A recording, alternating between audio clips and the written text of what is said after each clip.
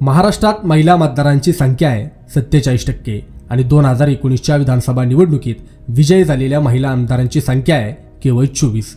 महिला मतदारांची टक्केवारी 2019चीच आहे। आता ती संख्या नक्कीच वाढलेली असणार। राज्याच्या आत्तापर्यंतच्या इतिहासात 2019 मध्ये पहिल्यांदाच सर्वाधिक 24 महिला विजयी झाल्या होत्या।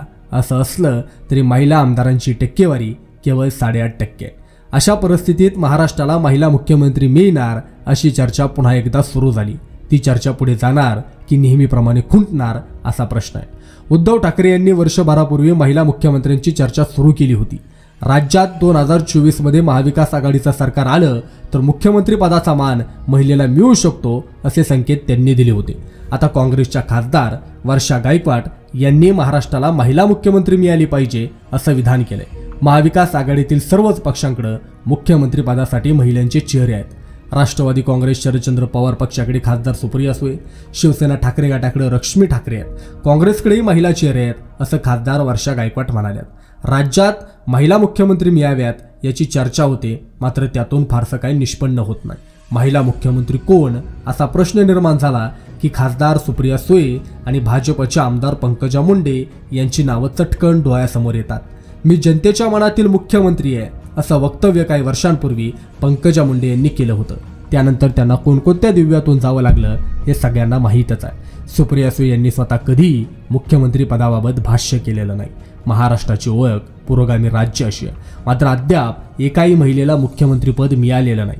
महाराष्ट्राच्या तुलनेत स्वार्थानं विकसित असलेल्या अनेक राज्यांना महिला मुख्यमंत्री लाभलेले आहेत। सध्या देशात 2च महिला मुख्यमंत्री आहेत। पश्चिम बंगालच्या ममता बॅनर्जी आणि अरविंद केजरीवाल बाजूला झाल्यामुळे दिल्लीच्या मुख्यमंत्रीपदाची संधी मिळालेला आतिशी मारलेना।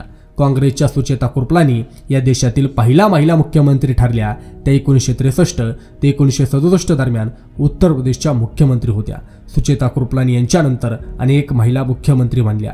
नंदिनी सतपथी या 14 जून 1972 रोजी ओडिशाच्या मुख्यमंत्री झाल्या। त्यांना 2 टर्म मिळाल्या। महाराष्ट्रवादी गोमंतक पक्षाच्या शशिकला काकोडकर 12 ऑगस्ट 1973 रोजी गोव्याच्या मुख्यमंत्री बनल्या। काँग्रेसच्या सय्यदा अनवरा तैमूर या 6 डिसेंबर 1980 रोजी आसामच्या मुख्यमंत्री बनल्या। तसेच जयललिता या तमिळनाडूच्या 5 वेळा मुख्यमंत्री बनल्या होत्या। काँग्रेसच्या शीला दीक्षित दिल्लीच्या मुख्यमंत्री बनल्या होत्या। राष्ट्रीय जनता दलाच्या राबडी देवी बिहारच्या, बहुजन समाज पक्षाच्या मायावती या यूपीच्या मुख्यमंत्रीपदी विराजमान झाल्या होत्या। भाजपच्या वसुंधरा राजे शिंदे यांनी राजस्थानचं मुख्यमंत्रीपद भूषवलं। ममता बॅनर्जी या पश्चिम बंगालच्या मुख्यमंत्री आहेत। काँग्रेसच्या राजेंद्र कौर भट्टल पंजाबच्या, भाजपच्या सुषमा स्वराज दिल्लीच्या, भाजपच्या उमा भारती मध्य प्रदेशच्या, भाजपच्या आनंदीबेन पटेल या गुजरातच्या, तर पीडीपीच्या मेहबूबा मुफ्ती यांना जम्मू आणि काश्मीरच्या मुख्यमंत्रीपदी संधी मिळाली होती। महाराष्ट्राला महिला मुख्यमंत्री मिळेल का हे निश्चितपणे सांगण्यासारखी परिस्थिती नाही, कारण या पदासाठी महाविकास आघाडी आणि महायुतीतही अनेक पुरुष नेत्यांमध्ये चढाओढ लागलेली दिसत आहे। या पदासाठी महिलांच्या नावांचा विचार तरी होत असेल का अशी परिस्थिती आहे।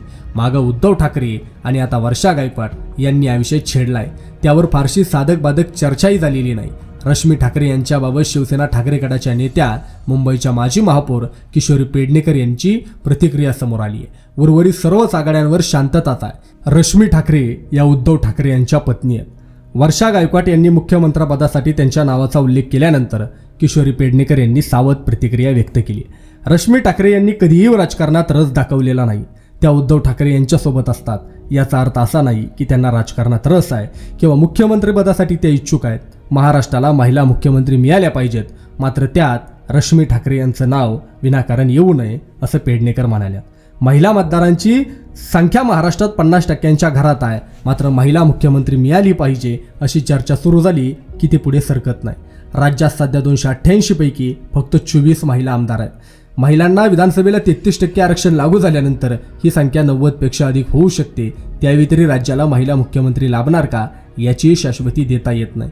महिला साधी सरपंच झाली तर तिचा पती किंवा मुलगा कारभार पाहतो अशी असंख्य उदाहरणं महाराष्ट्रात पाहायला मिळतील।